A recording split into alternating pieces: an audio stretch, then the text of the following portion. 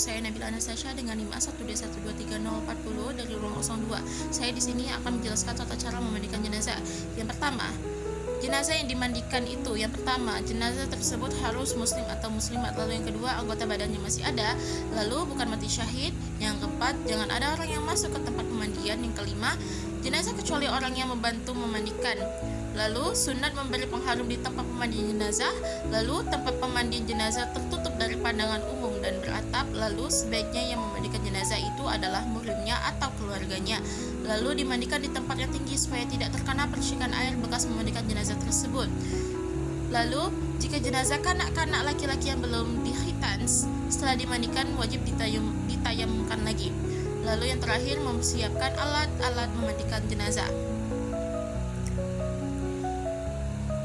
Cara memandikan jenazah. Setelah mayat diletakkan di tempat yang telah disediakan, jenazah diberikan pakaian mandi atau ditutupi seluruh badannya dengan kain tipis sehingga bisa disiram dan dapat membasahi seluruh anggota badannya. Lalu kita bersihkan kotoran mayat. Sunatnya itu diurut-urut perutnya dengan lemah lembut dengan jari tangan agar keluar najis-najis atau kotoran. Ketika diistinja, kita wajib membacakan niat ini. Nawaitu istinja'i lihazihil maitati fardah lillahi ta'ala, itu untuk mayat perempuan. Lalu untuk yang laki-laki, nawaitu istinja'i lihaza maiti fardah lillahi ta'ala. Untuk selanjutnya, istinja itu wajib sempurna, yakni sampai bersih. Bila najis atau kotoran atau darah jenazah tersebut tidak mau habis, hendaklah disumbat dengan kapas supaya tidak keluar. Lalu setelah istinja, maka yang mengistinjakan itu wajib membacakan doa ini.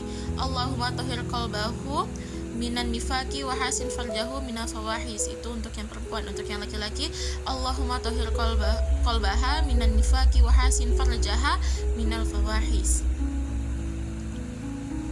Berikutnya, dia bersihkan giginya, lubang hidungnya, kedua telinganya, bawah ketiaknya, seluruh lukuk-lukuk serta lipatan-lipatan badannya.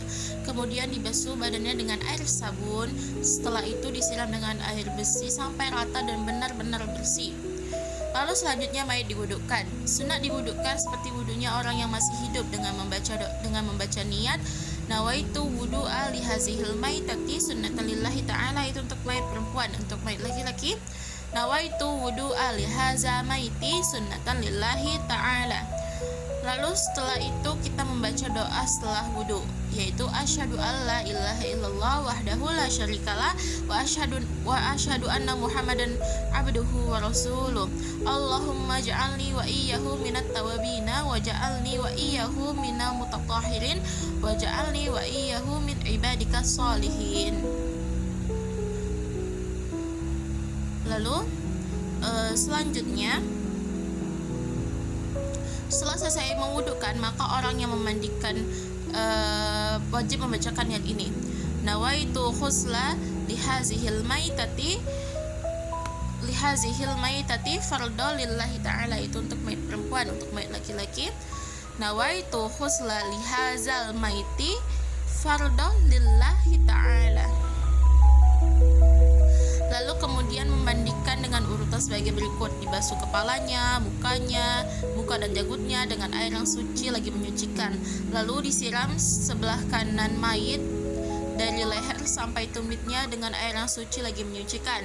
Kemudian sebelah kiri seperti di atas, kemudian sebelah kanan bagian belakang, kemudian sebelah kiri bagian belakang. Setelah itu disiram dengan air bidara, kapur barus, sebelah kanan, kiri, dan belakangnya. Setelah itu lalu disiram dengan air yang suci lagi menyucikan, yaitu air mutlak, belum bercampur dengan apapun. Lalu disiram sebelah kanannya mulai dari kepala sampai tumit. Kemudian sebelah kanan bagian belakang mayit dimiringkan, lalu disiram seperti di atas sambil membaca doa, Ghufranaka ya Allah ya Rabbana wa ilaikal masir. Kemudian sebelah kiri belakang mayit dimiringkan seperti di atas sambil membaca doa, Ghufranaka ya Rahman ya Rabbana wa ilaikal masir. Lalu kemudian mayat ditelentangkan lalu disiram dari kepalanya sampai kaki sambil membaca Ghufronaka ya Rahman ya Rabbana wa ilaikal masir la ilaha illallah wahdahu la syarikalah lahul mulku wa lahul hamdu yuhyi wa yumitu wa huwa ala kulli syai'in qadir. Setelah selesai kemudian membaca doa Allahumma ja'alni wa iyyahu minat tawabina wa ja'alni wa iyyahu minal mutatahhirin wa ja'alni wa iyyahu min ibadikas sholihin.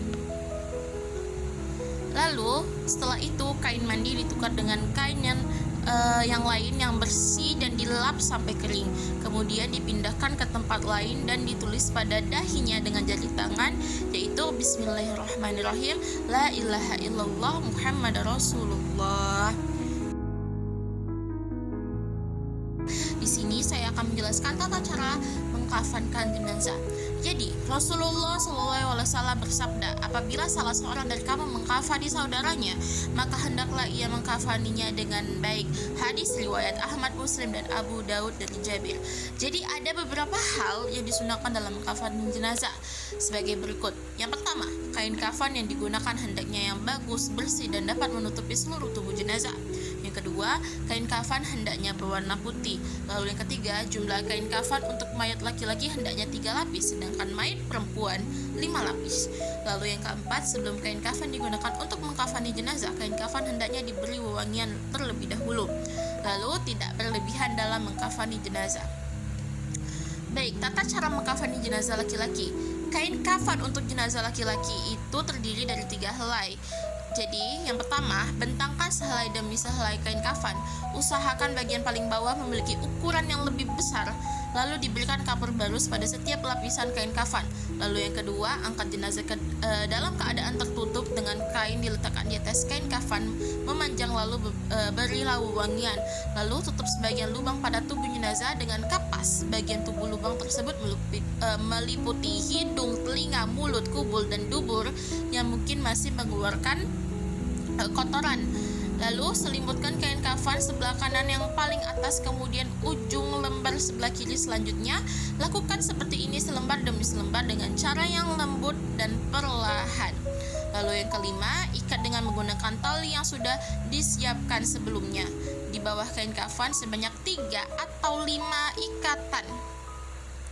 Jika kain kafan tidak cukup untuk menutupi seluruh badan jenazah, maka tutuplah bagian kepalanya dari bagian kakinya yang terbuka boleh ditutup dengan daun kayu, rumput, atau kertas. Lalu tata cara mengkafani jenazah perempuan. Kain kafan untuk jenazah perempuan terdiri dari 5 lembar kain. Yang terdiri dari lembar pertama berfungsi untuk menutupi seluruh badan, yang kedua berfungsi sebagai kerudung kepala, yang ketiga sebagai baju kurung, lalu keempat untuk menutupi pinggang hingga kaki, lalu yang kelima berfungsi untuk menutupi pinggul dan paha. Lalu tata caranya adalah susun kain kafan yang sudah dipotong-potong. Lalu angkatlah jenazah dalam keadaan tertutup dengan kain dan letakkan di atas kain kafan sejajar, serta taburi dengan wangi-wangian atau dengan kapur barus. Lalu tutup bagian lubang-lubang dalam tubuh yang mungkin masih mengeluarkan kotoran dengan kapas. Lalu tutupkan kain pembungkus pada kedua pahanya. Lalu pakaikan kain kafan bagian pinggang ke kaki. Lalu pakaikan kain kafan untuk baju kurung. Lalu tata bagian rambutnya dan julurkan ke belakang. Lalu pakaikan kain kafan untuk kerudungnya. Lalu ikat bagian siku, pinggang, lutut, kaki, dan atas kepala dengan tali pengikat yang telah disiapkan. Jenazah yang sudah dikafani bisa langsung disolati sebelum dimakamkan. Demikian tata cara mengkafani jenazah laki-laki dan perempuan. Pertama-tama kertas putih ini kita akan potong menjadi celana dalam. Seperti ini ya teman-teman.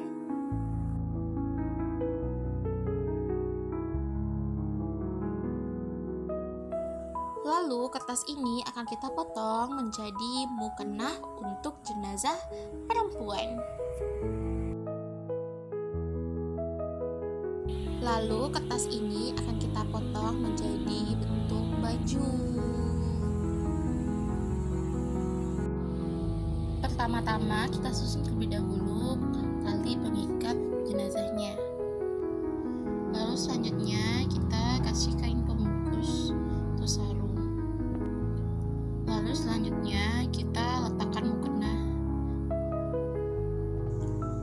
Lalu selanjutnya kita letakkan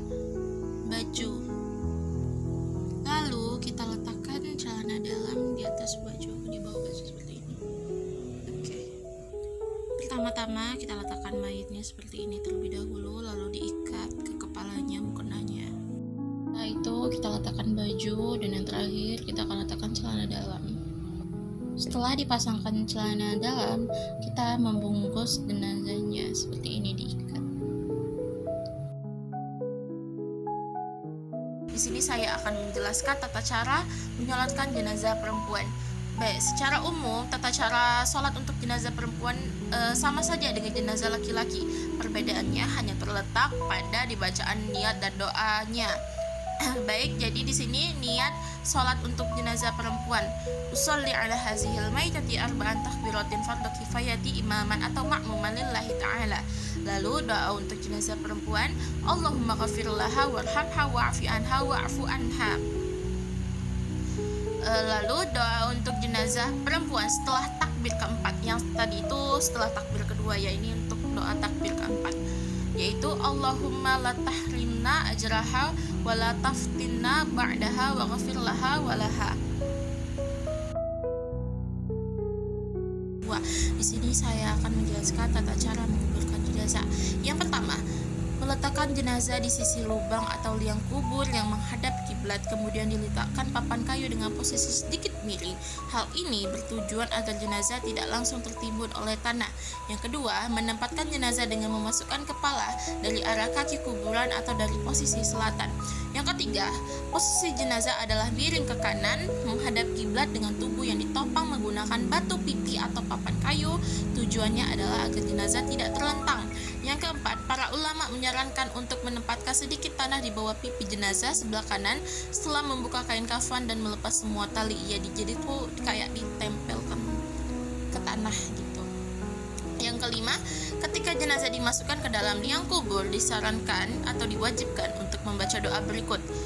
Bismillahi wa ala milati sunnati rasulillahi Allahumma ftah abwabas sama liruhi wa akhrim nuzulahu wa wasi madakhalahu wa wasilahu fi qabrihi.